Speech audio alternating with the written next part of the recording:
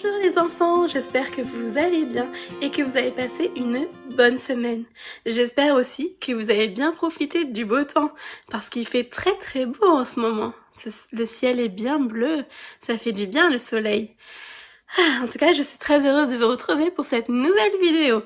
Alors si tu es d'accord, on va commencer par prier. Si tu veux prier, tu mets la vidéo sur pause, tu pries et ensuite tu remets la vidéo. C'est parti! Merci Seigneur pour cette vidéo, merci pour tout ce que tu as à nous dire, rends-nous attentifs à ce que tu veux que nous écoutions. Que chaque enfant, tu le bénisses par cette vidéo et que tu puisses vraiment nous parler ce matin. Merci pour ces moments et ces instants. Amen. Alors je te laisse maintenant avec les chants. C'est parti!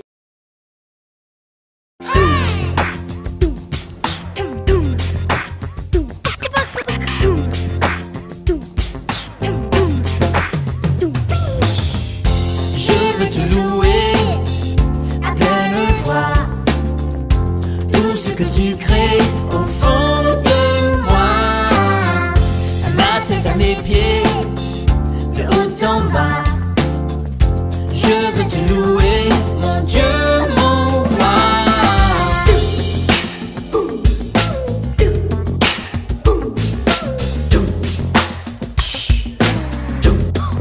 Louer avec moi.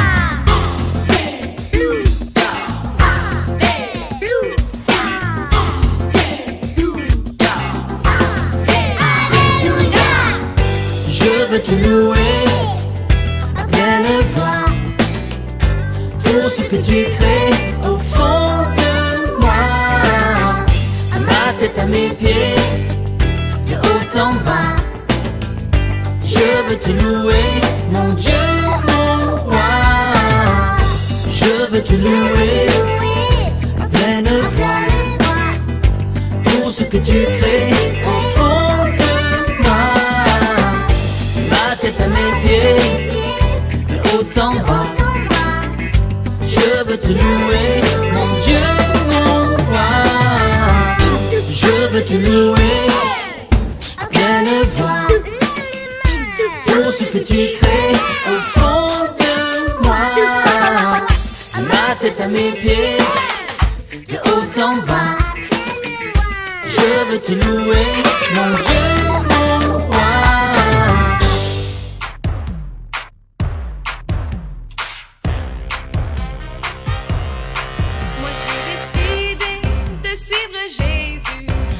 J'ai décidé de suivre Jésus. Moi j'ai décidé de suivre Jésus. Je le suivrai, je le suivrai. Moi j'ai décidé de suivre Jésus. Moi j'ai décidé de suivre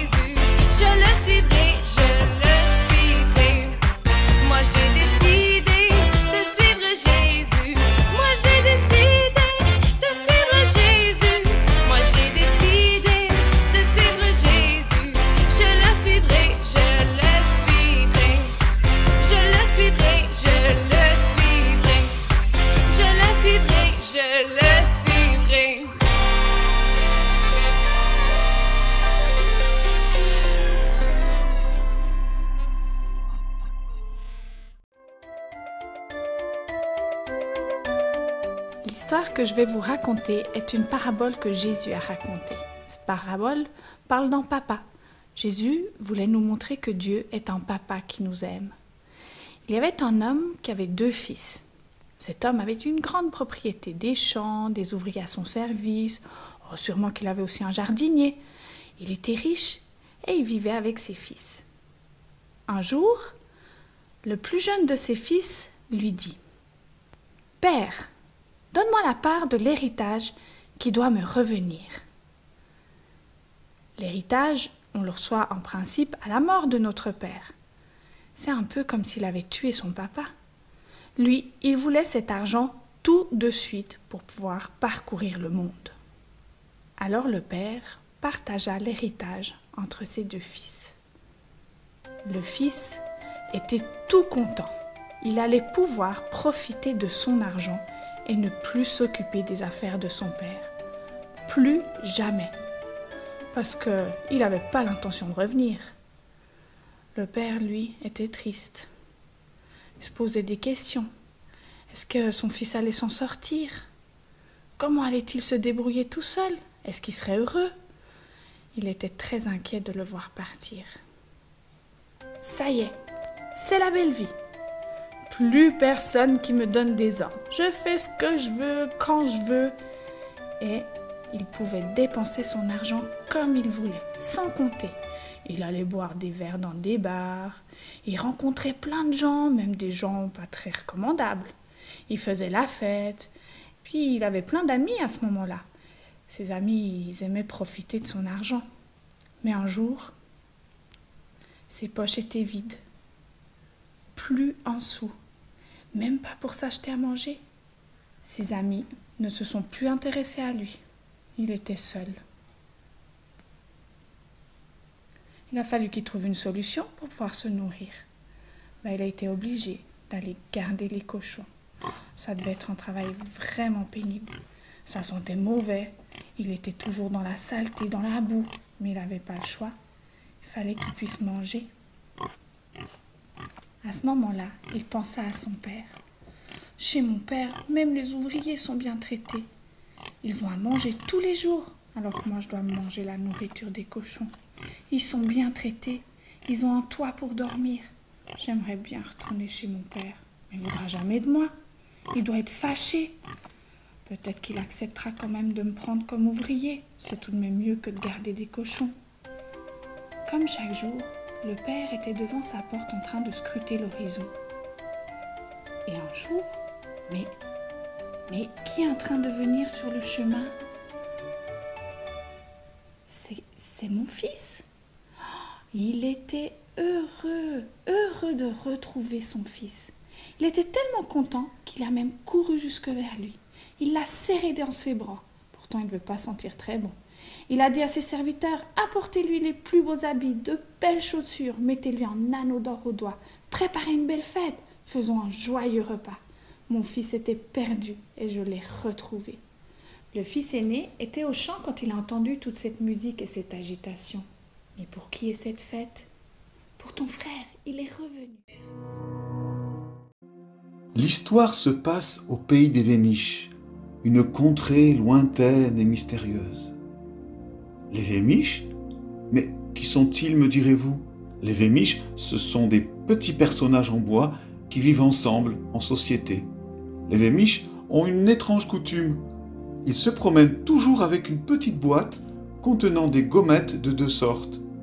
Une avec des ronds gris, l'autre avec des étoiles dorées.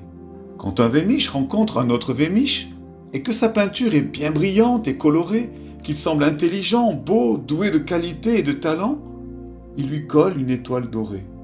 Mais si sa peinture est écaillée, ses couleurs ternes, qu'il semble maladroit et sans talent, il lui colle un rond gris. Punchinello est un Vémiche qui n'a que des ronds gris. Rien de ce qu'il entreprend réussit. Et même quand il fait des efforts pour faire bien, les autres Vémiches, le voyant couvert de ronds gris, se disent « Il n'a que des ronds gris, il doit être mauvais », et ils continuent de lui en mettre. Un jour, Punchinello rencontre Lucia. Elle est différente des autres Vémiches. Elle n'a ni rond gris, ni étoile dorée sur elle. Elle semble si libre, si heureuse. Punchinello est intrigué. Quel est son secret? Si tu veux le savoir, lui répond Lucia, rends-toi à la maison du Créateur, au sommet de la colline. Le soir venu, Punchinello est pensif. Et si Lucia avait raison? Après tout, il n'a rien à perdre. Demain, c'est décidé, il ira au sommet de la colline. Arrivé à la maison du Créateur, Punchinello est impressionné par la grandeur et le travail de celui-ci. Il découvre que le Créateur est celui qui a fabriqué tous les Vémiches. Il a mis tout son cœur et son savoir-faire. Pour lui, chaque Vémiche est unique, précieux et irremplaçable. En parlant avec lui, Punchinello se rend compte de sa grande bonté. Le Créateur affirme que lui aussi est précieux pour lui et qu'il compte beaucoup. Punchinello ne s'est jamais senti aussi bien. Mais une autre question demeure. Pourquoi Lucia n'a ni rond gris ni étoile dorée comme les autres, demande-t-il. Tu vois, Punchinello, dit le Créateur, ni étoile ni rond ne tiennent sur Lucia, car elle ne se soucie pas de ce que les gens disent ou pensent d'elle, mais uniquement de ce que je pense et dis d'elle. Et pour moi, elle est précieuse, comme toi. En sortant de cette rencontre, Punchinello est bouleversé et se demande « Et si ce que dit le Créateur sur moi était vrai ?» À ce moment-là, le premier rond gris se détacha de lui. Cette histoire est dédiée à tous les Punchinello qui nous écoutent, à qui on a collé une étiquette, à tous ceux qui ont encaissé des paroles blessantes, réductrices, humiliantes, pour toutes les fois où on a manqué de confiance en toi, où les encouragements ont fait défaut, où on a été sans grâce, sans pitié, sans miséricorde, où tu avais l'impression d'être seul au monde, rejeté, sans valeur, inutile, abandonné. Sache que le Créateur a une destinée pour toi. Tu es précieux et tu comptes beaucoup pour lui. Voilà les enfants, cette vidéo est finie, j'espère qu'elle t'aura plu. C'était franchement de très belles histoires. Surtout, tu retiens l'essentiel, que Dieu t'aime, que tu as de la valeur pour Dieu, que tu es important pour Dieu. Ça fait plaisir, ça fait du bien hein, de savoir qu'on a un papa là-haut dans le ciel qui nous aime et qui compte pour nous, qu'on a de la valeur pour Dieu. C'est une belle promesse et il faut s'y accrocher. Et aussi surtout se remplir de cet amour et que vraiment je prie pour que chaque enfant puisse ressentir l'amour que Dieu a pour nous. On va finir par la prière et je te souhaite une bonne semaine. Seigneur, merci pour ce message, merci parce que tu nous parles, que tu es avec nous, que tu nous aimes, qu'on a de la valeur pour toi, qu'on est précieux pour toi, qu'on est des trésors pour toi. Merci parce que même si parfois on sent pas toujours qu'on est important, des fois on peut être moqué par les copains et les copines ou être démoralisé, mais toi Seigneur, tu es là pour nous rappeler que tu nous aimes, qu'on compte pour toi, qu'on est important pour toi, qu'on est des trésors. Merci Seigneur pour cette parole et que vraiment chaque enfant puisse être rempli de ton amour et sentir que tu es là pour lui, sentir que tu l'aimes. Viens maintenant Seigneur, donner cet amour aux enfants qui puissent sentir que tu es là Seigneur. Merci Père. Amen. J'espère que tu as bien aimé cette vidéo. Je te dis à une prochaine fois et bonne semaine. Au revoir.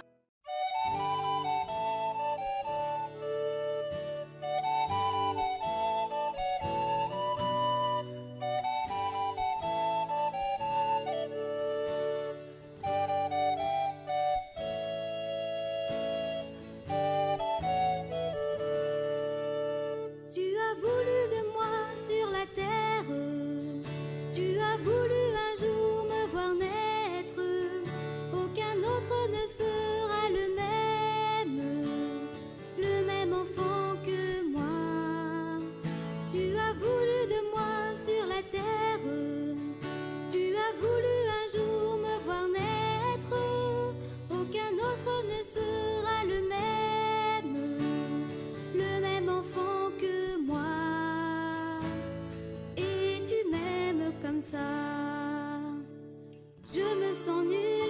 parfois quand je n'arrive pas à faire ce que je dois et qu'on se moque de moi.